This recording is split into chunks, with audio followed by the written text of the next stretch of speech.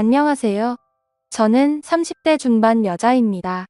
저희 엄마 아빠는 저를 혼자 임신하셔서 결혼하셨고 20살 때 쟤를 낳으셨어요. 엄마는 지금으로는 너무 어린 나이였을 때 저를 낳고 키우셨고 3년 후에 남동생까지 낳으셨습니다. 우리 네 식구는 씁쓸하지만 남들처럼 화목한 날들을 보내지 못했어요. 어렸을 적부터 아빠는 술에 의존하여 집안을 항상 공포 분위기를 조성하셨고 저희 가족들은 항상 아빠에게 위협받고 살아야만 했습니다. 엄마는 아빠에 대해 감정이 안 좋아 남자 잘못 만난 본인 신세 타령을 하시며 아빠를 미워했지만 술 안 마셨을 때의 아빠는 절대로 나쁜 분은 아니셨어요.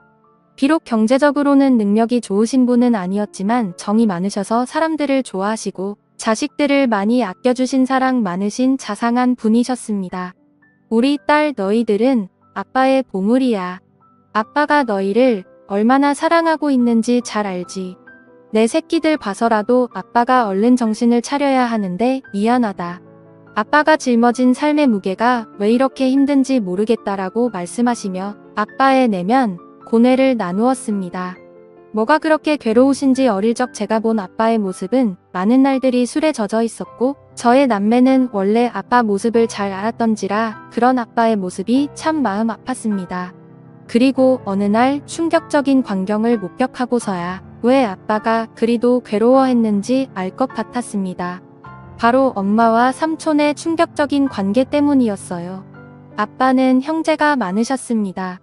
아빠는 5남매 중 장남이 있었고 비록 큰 고모 한 분 계셨고 아빠들 밑으로 삼촌들과 고모들이 계셨습니다. 비록 가정에서는 화목하지 못할 지연정 저는 양가 부모님들에게는 기대하고 고대했던 첫 손주로서 부모님들과 친척들에게 사랑을 듬뿍 받고 자랐습니다. 후에 태어난 제 동생도 장손으로서 큰 사랑받고 자랐고요. 하지만 그런 저희들을 예뻐하면서도 유독 거리를 두시는 분도 계시더군요. 바로 아버지의 동생인 둘째 삼촌이라고 부르기 싫은 둘째 삼촌, 그 짐승만도 못한 사람이었습니다. 엄마는 삼촌이 왔다면 얼굴에 유독 화색이 돌았습니다. 얘들아, 삼촌 왔다. 오늘 우리 집에서 편히 쉬시고 가야 하니까 너희는 오늘 거실에서 자고 삼촌은 방에서 주무시게 알겠지라며 엄마는 저희에게 일러두었습니다. 둘째 삼촌은 운수업을 했던 터라 가끔 저희 집에 들러서 하룻밤을 자고 가는 일들이 좀 있었는데 원래 저희는 단칸방에서 살다가 제가 첫 전학교 1학년 됐을 때 방 2칸짜리 빌라로 이사 갔거든요. 둘째 삼촌이 저희 집에 들을 때마다 그중 제 방을 삼촌에게 내어드리고 남동생과 거실에서 잤습니다. 저는 삼촌이 저희 집에 올 때마다 맛있는 간식을 사가지고 와서 어색한 가운데에서도 저희랑 놀아주는 게 좋았고 그걸로 인해 멀기만 느껴졌던 둘째 삼촌에게 조금씩 정이 쌓여갔네요. 둘째 삼촌이 올 때마다 아빠도 술을 안 마시고 부모님들도 간만에 분위기가 하기에 좋아져서 한때 저희는 둘째 삼촌이 오기만을 기다리기도 했습니다. 그런데 어느 날 새벽이었어요. 제가 힘든 가정에서 살다 보니 어렸을 때부터 눈치가 빨랐고 명확하다고 해야 하나 나이에 비해 철이 조금 빨리 든 케이스였어요. 당시 동생은 자고 있었고 그날따라 이상한 느낌을 본능적으로 느꼈는지 새벽에 눈이 번쩍 뜨이더라고요. 그런데 마침 엄마가 화장실에서 물 내리는 소리와 동시에 나오는 것이었습니다. 아직도 안 잔다고 뭐라고 잔소리할까봐 저는 얼른 눈을 감아 잠든 척을 했는데 이상한 일이 일어났습니다. 엄마는 저를 가만히 보시다가 조심스럽게 몸을 움직이며 안방이 아닌 바로 삼촌이 자고 있는 제 방으로 들어가는 것이 아니겠어요. 어린 나이임에도 불구하고 저는 그게 심상치 않은 일임을 본능적으로 알았습니다. 저는 순간 등이 쎄해지며 무슨 촉이 왔는지 조심스럽게 몸을 일으켜 숨죽여 제가 앞으로 다가갔습니다. 저희 집 방문 이어술에서 잘 닫히지 않았는데 그 탓에 열려있는 작은 틈으로 전 훔쳐보게 되었습니다. 그리고 여태까지도 평생을 트라우마로 남은 잊지 못해 그 장면을 목격하게 되었습니다. 형수와 시동생으로서 금기시한 일들을 벌이고 있었습니다. 저는 너무 놀라 어떻게 해야 할지 그 자리에서 얼어붙고 말았습니다. 그때 거실에서 동생이 제가 곁에 억지로 허전했는지 응하며 자세를 뒤척였고 이 소리를 들었는지 그들은 모든 행동을 멈추고 엄마는 재빠르게 웅매무새를 가다듬더군요.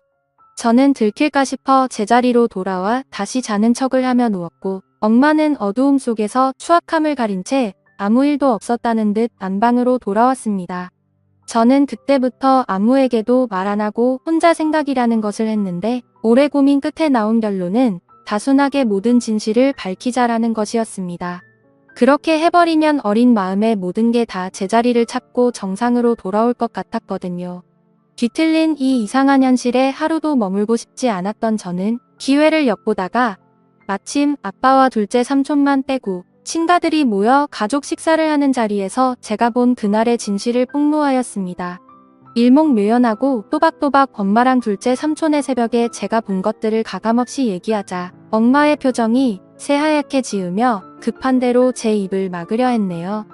허나 이미 수상하니 느낀 큰 고모는 엄마를 젖혀두고 저를 방으로 내려와 차근차근 무슨 이야기인지 얘기해보라며 말씀하시는데 저는 말하다 말고 목이 메어와 울음을 크게 터뜨리며 말을 이어갔네요.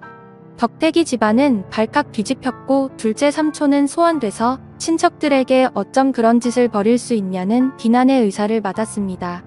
이 소식을 뒤늦게 들은 아빠는 충격을 금치 못하고 둘째 삼촌과 주먹이 욱하며 한바탕 난리를 벌였고 저의 가정은 얄궂게도 제 소망과는 다르게 파탄을 맞고 말았네요. 바로 엄마가 그 일을 계기로 제 유치원생 남동생을 데리고 둘째 삼촌과 행방을 감췄던 겁니다. 훗날 드라마나 영화에서 보는 남녀의 야반도주를 보며 우리 엄마도 동생 데리고 둘째 삼촌과 저런 도피를 했을까 생각했네요.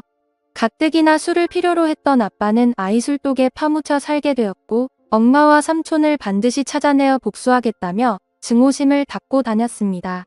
아빠는 늘 술을 취한 채 정신적인 고통을 이기지 못하고 자고 있던 저를 이불에 쌓아 주수석에 태우고 어디에도 있는지 모르는 그들을 찾으러 나섰고 그럴 때마다 저는 두려움에 떨어야만 했습니다. 지금 생각해보면 아빠는 저의 폭로가 원망스러운지도 모르겠어요.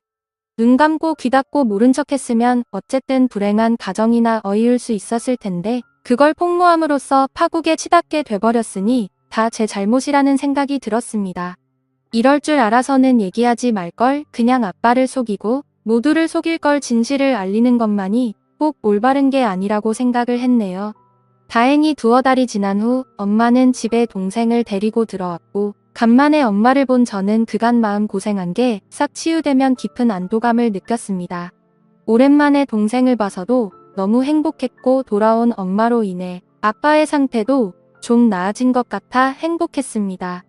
다만 제게 엄마가 사라졌던 후즈 남았습니다. 잠시라도 눈에 엄마가 보이질 않으면 불안해서 미칠 지경이었어요. 학교 갔다 서둘러 집에 왔는데 엄마가 없으면 빌라나 동네 인근을 다 뒤지고 다녔고 미용실에서 파마를 하고 있거나 동네 사람들과 같이는 엄마를 보고서야 안도의 숨을 내쉬고 했습니다. 그렇지만 혹시나가 역시나 얼마나니던 다시 나갔어요. 이번엔 동생을 내버려 두고 혼자 나갔더군요. 동생이라도 곁에 있어 좋았지만 엄마가 언제 다시 올지 기다림의 끝은 알 길이 없었습니다.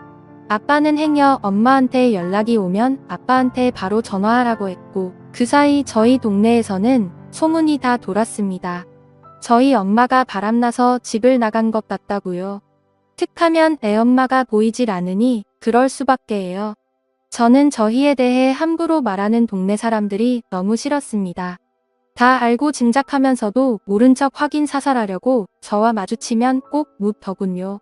너희 엄마 이번에 너희 두고 또 낳은 거 맞지 않니? 세상에 어떻게 자식들 두고 모질게 나갈 수가 있어. 내가 다 마음이 쓰이네 불쌍한 것들 우리 엄마 그냥 멀리 돈 벌러 갔어요. 우리 가족에 대해서 함부로 말하지 마세요. 라고 둘러대면 소화됐지만 속으로는 가슴에 피멍들어 찢어지게 울고 했네요. 아빠는 결국 가출한 엄마를 포기하고 저희를 위해 시골로 이사를 했습니다.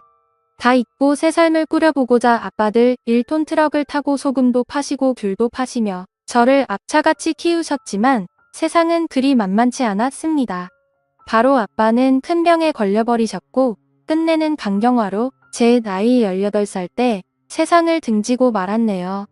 그때 아빠 살아생전 모질게만 해던 제 행동이 떠올라 얼마나 피눈물을 흘렸던지요. 죄송하고 또 죄송하게만 했습니다. 아빠가 돌아가셨어도 엄마랑 삼촌은 잔인하게도 코빼기도 비치지 않더군요. 아빠를 배신하고 어디서 둘이 그렇게 잘 먹고 잘 사는지 나중에 반드시 찾아가 이 아픔 그대로 돌려주리라 다짐했는데요. 저희는 살기 위해 할아버지에게 맡겨졌다가 성인이 된 후 따로 근처에서 독립을 했습니다. 그리고 시간이 흘러 동생이 군대 갈 때쯤 저 역시 직장을 구해 대도시로 나왔고 또다시 현실에서 적응하고 있을 무렵 난데없이 엄마 동생인 오랫동안 왕래 없던 외삼촌이라는 작자한테 연락이 닿았네요. 외삼촌이야 그건 잘 지냈지 네 아빠 그렇게 되고 동생 검사하느라 네가 누구보다 힘들었을 텐데 내 맘이 다 안쓰럽구나. 고시원 좁고 답답할 텐데 내가 보증금을 좀 대줄 테니 어디 원룸이라도 들어가 살지 않겠니? 순간 의문이 들었죠. 갑자기 외삼촌이 왜 나한테 뭔가 이상해서 좀 알아봤었는데 예상치 못하게도 그간 연락이 끊겼던 제 친엄마가 외삼촌 뒤에 있었던 게 아니겠어요. 저와 동생을 버리고 그놈이랑 살림처리겠다고 도망가서 정떼며 살았을 땐 언제고 이제 와서 왜 이렇게 우의적으로 나오는지 고맙기는커녕 귀가 찼습니다. 아빠와 저희를 배신하고 그 짐승 같은 둘째 삼촌 놈이랑 도피해서 얼마나 때깔 좋게 잘 먹고 잘 살았는지 확인해봤더니 이게 앵걸 어느 새 남자를 갈아버렸네요. 제가 이 사실을 입 밖에 내니 엄마는 주위를 살피며 은밀하게 말하게 자신 낳고 살다 보니 안 맞는 부분도 많고 사람들 눈도 있고 윤리적으로도 이건 아닌 것 같다 뒤늦게 맘먹고 정리했다. 지난 세월 죄책감 떨치고 새 인생 살고 싶어 너하고도 연락한 거고 라고 합니다. 순간 뭐지 싶었네요. 그렇게 쉽게 헤어질 수 있었을 것을 여지껏 저희 가족 생채기 다 내놓고 일이 저질러질 대로 다 저질러 놓은 후에야 헤어졌다니요. 엄마를 가지려고 아빠를 배신한 삼촌도 같은 생각이어서 순순히 헤어졌다는데 말도 안 돼. 그들의 파렴치한 패륜 때문에 상처 입은 사람이 몇인데 멱살 잡고 쫓아다니며 피해 보상이라도 받고 싶었습니다. 엄마는 결국 삼촌과 금기된 사랑을 끝내고 다른 남자랑 세 번째 결혼을 했답니다. 참 능력도 좋으시지. 엄마는 제 동생이랍시고 둘째 삼촌 사이에서 낳은 남자애 여자애 한 명씩을 제기 소개했습니다. 저를 동생들과 함께 인사시키며 얘들은 내 동생이고 너희들도 언니한테 인사해라. 동생 돌보는 거 보니 지금 여기 있는 동생도 잘 돌볼 것 같더라. 다 이 핏줄들이니 맞이로서 잘 챙겨라. 뭐니뭐니 해도 남보다는 형제가 최고야. 남보다도 못한 형제들도 많죠. 저나 이 애들이나 다 배신이 피가 흐르는 엄마 자식들인데 나중에 서로 뜯어먹겠다고 뒤통수 치고 그러면 어쩌죠. 라고 대꾸하자 엄마의 표정이 점차 살벌해지기 시작했네요. 전혀 패인 상황의 내막을 모르는 새아빠는 분위기를 환기시키고자 그저 허하시더라고요. 새아빠는 평범하고 사람 좋으신 분이셨습니다. 엄마는 정말 미웠지만 가족들이 그리웠던 저는 엄마를 용서하고 잘 지내보려고 노력했습니다. 허나 엄마와 삼촌의 트라우마는 쉽게 잊혀지지 않더라고요. 엄마 역시 지난 세월을 후회하며 저와 함께 잘 살려야 하는 것 같았지만 제가 본인의 치명적인 비밀을 알고 있으니 저를 편히 대하지 못했습니다. 심지어는 저더러 미용실에서 엄마라고 하지도 말라고 하고 주변인들에게는 저와의 관계를 숨기려 하더군요. 새아버지가 절 자식으로 인정한다며 친척들에게 소개하려 할 때도 엄마는 필사적으로 행여 책 잡힐까 싶어 말렸습니다. 엄마의 숨겨진 자식으로 살아야 하는 기분도 참 더럽더이다. 더러운 놈의 둘째 삼촌 자식들은 엄마거리며 당당하게 살고 있는데 우리 아빠 자식이었던 전 왜 숨겨져야 하는지 감정이 분노가 스멀스멀 살아났습니다.